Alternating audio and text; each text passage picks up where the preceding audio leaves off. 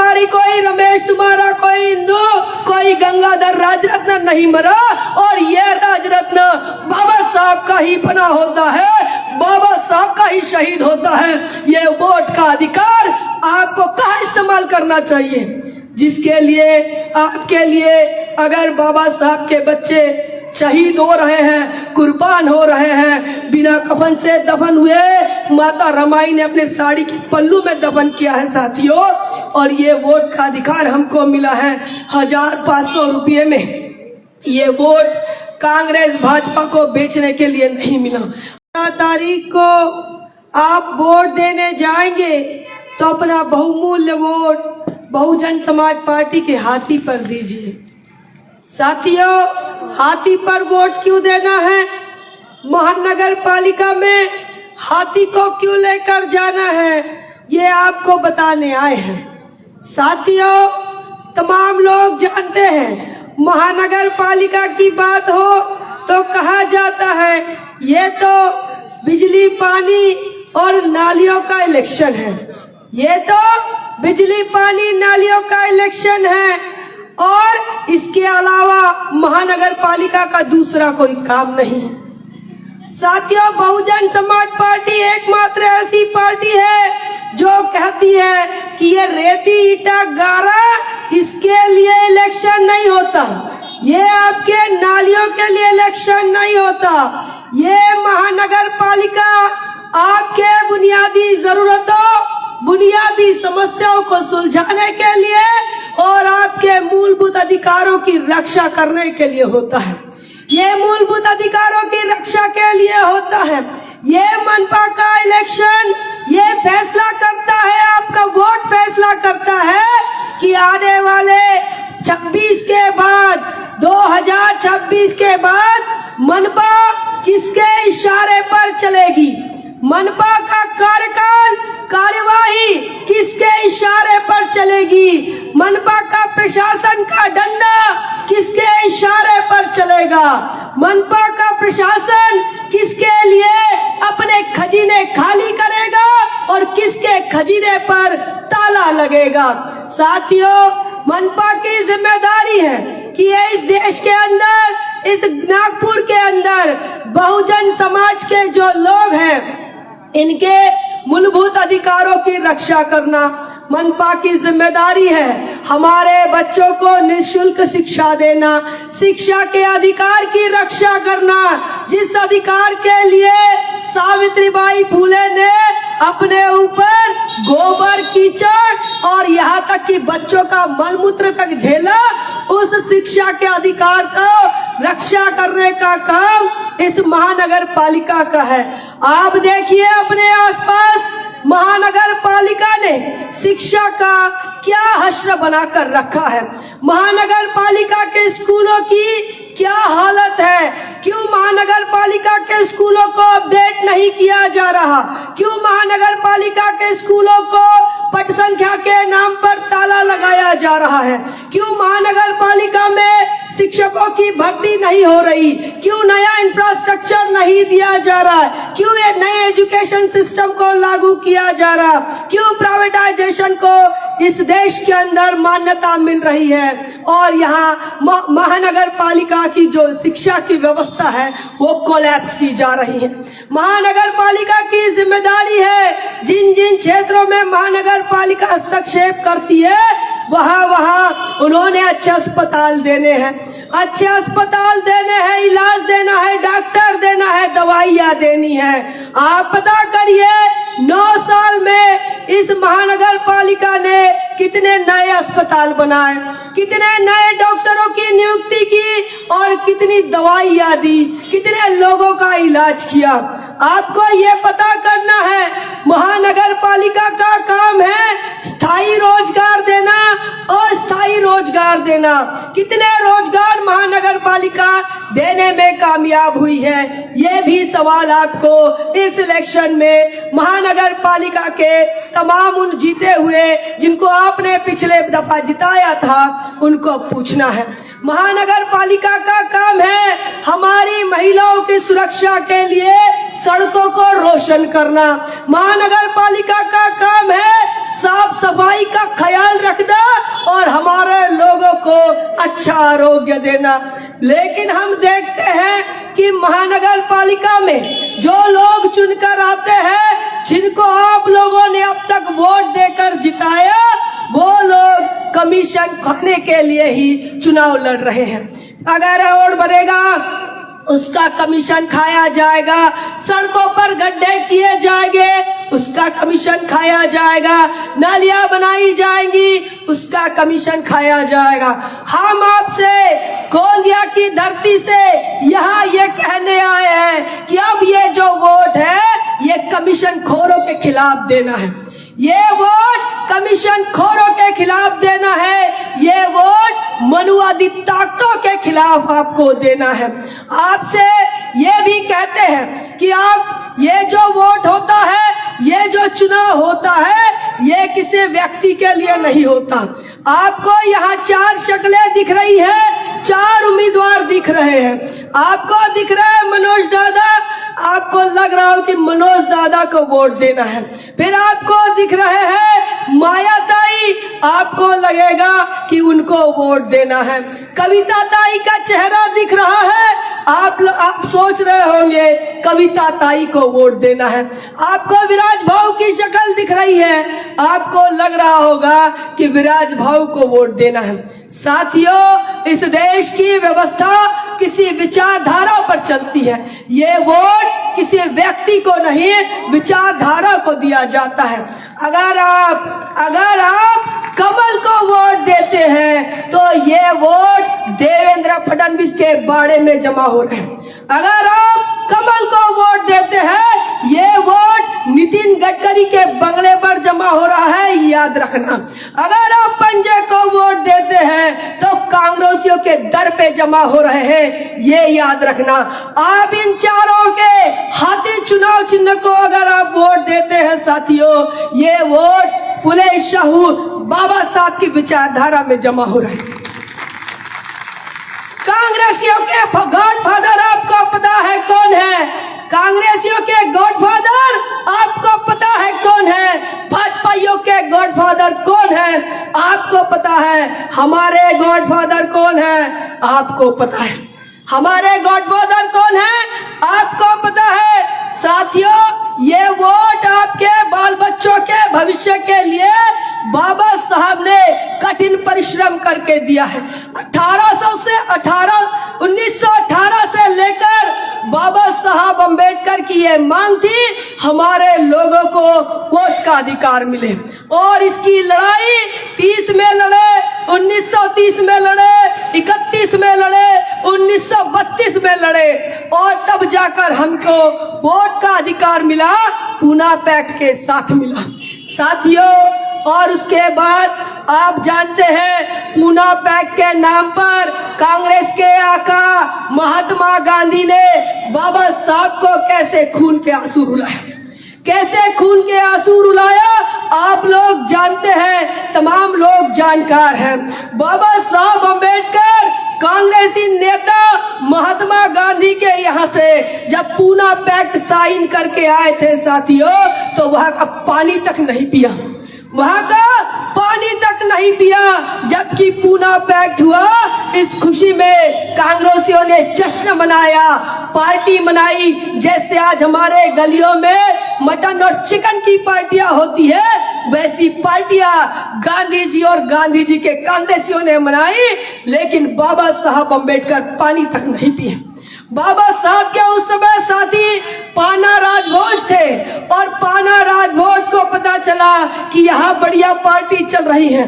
बाबा साहब को कहते हैं, बाबा साहब गुस्से से साइन करके निकलते हैं, कहते हैं कि ये मेरी राजनीतिक हार है, मैंने ये जो समझौता किया पूना पैक्ट का, इससे दलाल भड़वे चमचे चुन कर जाएंगे, रिजर्व सीटों से ये लोग टिकट देंगे और इनके आका घर में बैठे रहेंगे जैसे देवेंद्र फडणवीस और नितिन गडकरी बैठे हैं, प्रकाश गजभिये बैठे हैं। साथियों, बाबा साहब जैसे ही वहां पूना पैक्ट से साइन करके निकलते हैं, कहते हैं पाना राजभोज को कि भाई आगे रुकना, कुछ खाया जाएगा, कुछ पिया जाएगा, क्योंकि भूख काफी लगी है। पाना राजभोज को गुस्सा आता है, जो बाबा साहब के सहकारी थे उनको गुस्सा आता है। कहते हैं गांधी जी के यहाँ बढ़िया पार्टी चल रही थी, चिकन मटन बन रही थी, और आप वो पार्टी छोड़कर खाना खाए नहीं, गुस्से गुस्से में निकल आए और अब कह रहे हो भूख लग गई। बाबा साहब कहते हैं कांग्रेसियों का घर का पानी तक मुझे मंजूर नहीं है। ऐ मेरे बाबा साहब के बच्चों, बाबा साहब कह रहे हैं कि ये कांग्रेसियों का घर का पानी तक मुझे मंजूर नहीं है। हम कौन से नमक हलाल लोग हैं? हम कौन से नमक हलाल लोग हैं? 364 दिन हम अपनी रोजी रोटी काम धंधा करके कमाल का खाते हैं, और एक दिन इलेक्शन के 2 दिन पहले क्या हो जाता है कि हम इतने लाचार और बेबस हो जाते हैं कि इनकी चिकन मटन पार्टियों के लिए ललचा जाते हैं। क्या हम बाबा साहब के लायक औलाद हैं कि हम नालायक औलाद हैं? ये सवाल हमको खुद को पूछना है, ये सवाल हमको खुद को पूछना है। बाबा साहब का हम खाए पिए लोग हैं, और बाबा साहब के खाए पिए लोग गांधी के गुण गाते हैं, गांधी के गुण गाते हैं। अगर आप वोट दे रहे हैं पंजे को, तो आप गांधी के विचारधारा को वोट दे रहे हैं, जिस विचारधारा ने बाबा साहब को खून के आंसू रुलाए हैं। अगर आप भारतीय जनता पार्टी को वोट देते हैं, तो आपको यह भी ध्यान रखना है, ये वही भारतीय जनता पार्टी है जिसने इस देश के संविधान को बदलने की सबसे पहले भाषा की। 2014 में पहली सरकार बनती है केंद्र में, तो पूर्ण बहुमत की सरकार बनती है। इनके नेता अलग अलग प्रदेश से आवाज निकालते हैं हम प्रधानमंत्री क्यों बन रहे हैं? क्योंकि हमको देश का संविधान बदलना है। ये भाजपा उस विचारधारा पर चलती है जो यहाँ पर माइनॉरिटीज के साथ भेदभाव करते हैं। ये भारतीय जनता पार्टी की विचारधारा आदिवासियों के सेग्रीगेशन, आदिवासियों को खदेड़ने के लिए ये विचारधारा समर्थन करती है। ये विचारधारा मुसलमानों के मॉब लिंचिंग का समर्थन करती है। ये विचारधारा दलित आदिवासियों के उत्पीड़न और शोषण का समर्थन करती है। तो अब आपको पूछना है, हम पूछना चाहते हैं, अगर आप कमल को वोट दे रहे हैं, भारतीय जनता पार्टी को पिछली दफा आपने जिताया, ये जिताया आपने भारतीय जनता पार्टी के किसी आदमी को नहीं जिताया, गोलवलकर के विचारधारा को जिताया, गोलवलकर हेडगेवार की विचारधारा को जिताया। आपने किसे जिताया? जो हमारे ऊपर सदियों से अन्याय अत्याचार करते हैं, उस विचारधारा को जिताया। साथियों, ये महानगर पालिका का चुनाव है, और ये महानगर पालिका का चुनाव बहुजन समाज के लिए कितना क्या बजट अलॉट करेगा, इसके लिए भी होता है। हम देख रहे हैं पिछले 19 सालों से महानगर पालिका पर भारतीय जनता पार्टी का कब्जा है, और आपके इस प्रभाग में भी चारों के चारों पार्षद बीजेपी से जीत कर आए हैं। और ये जो विद्रोह है, ये विद्रोह आपका चिकन मटन के कांग्रेसियों के पार्टियों में नजर नहीं आना चाहिए। ये विद्रोह आपको बैलेट पर नजर आना चाहिए, और वो हाथी के बटन के साथ नजर आना चाहिए। आपको ये भी बताना चाहते हैं, आने वाली 15 तारीख हमारी नेता आदरणीय सम्मान्य बहन कुमारी मायावती जी के जन्मदिन के अवसर पर हो रहा है। आपका ये वोट 15 तारीख को वोट होगा।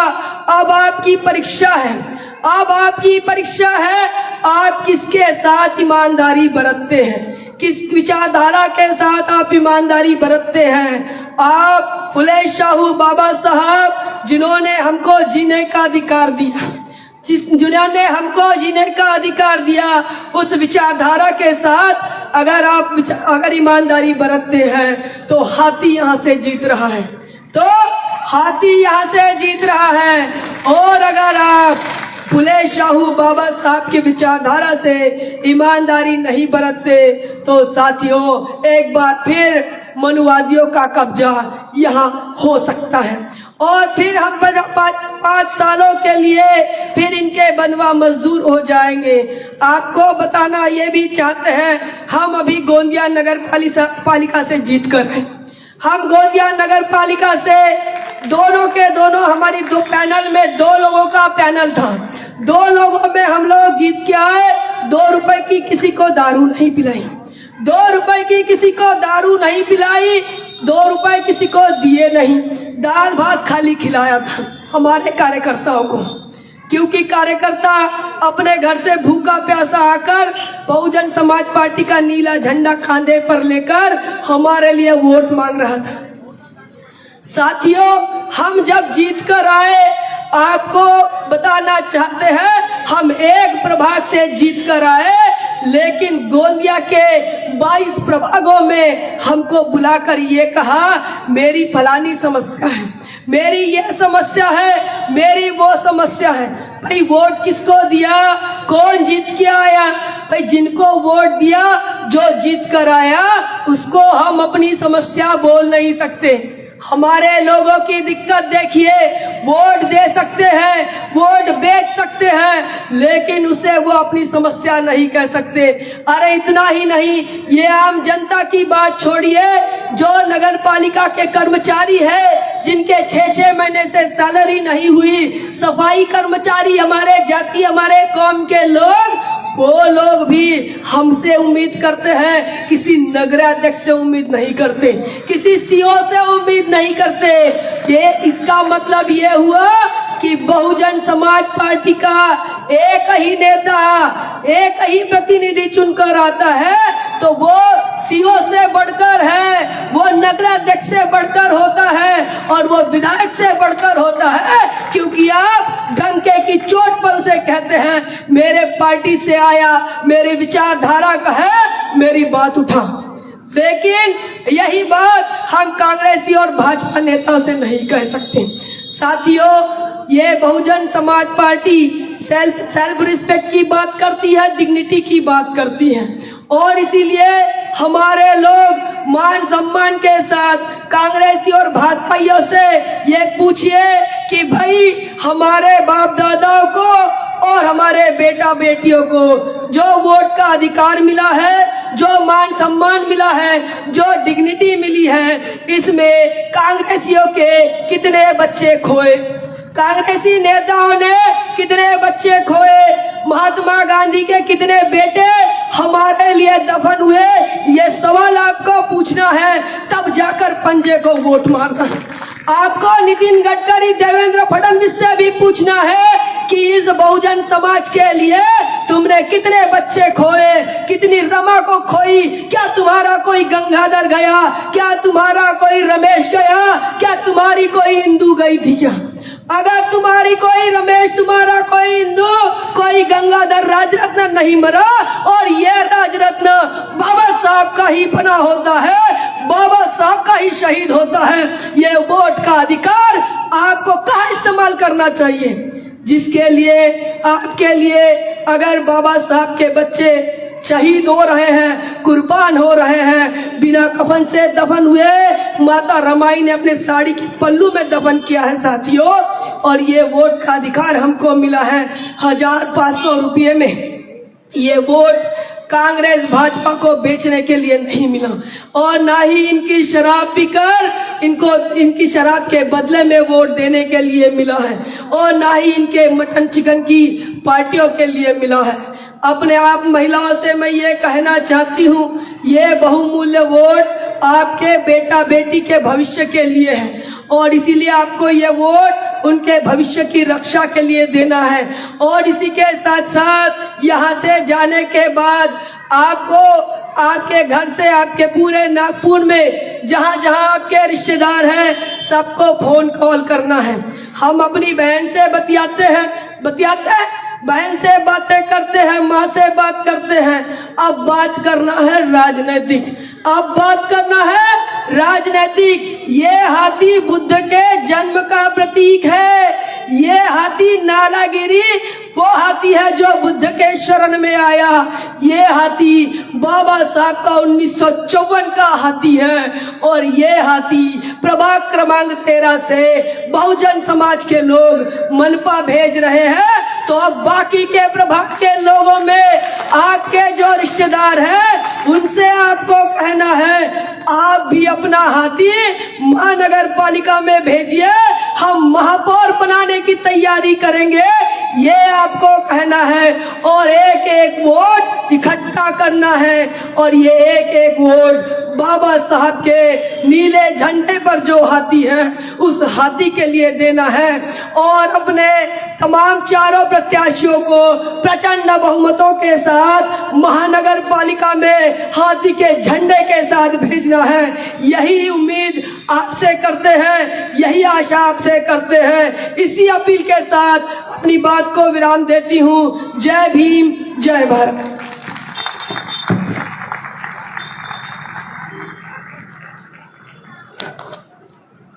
धन्यवाद भाई।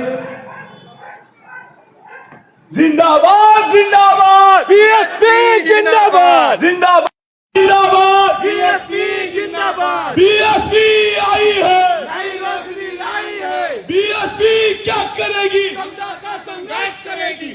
बहुजन समाज पार्टी जिंदाबाद, जिंदाबाद जिंदाबाद बीएसपी आई है, नई रोशनी लाई है। वोट हमारा।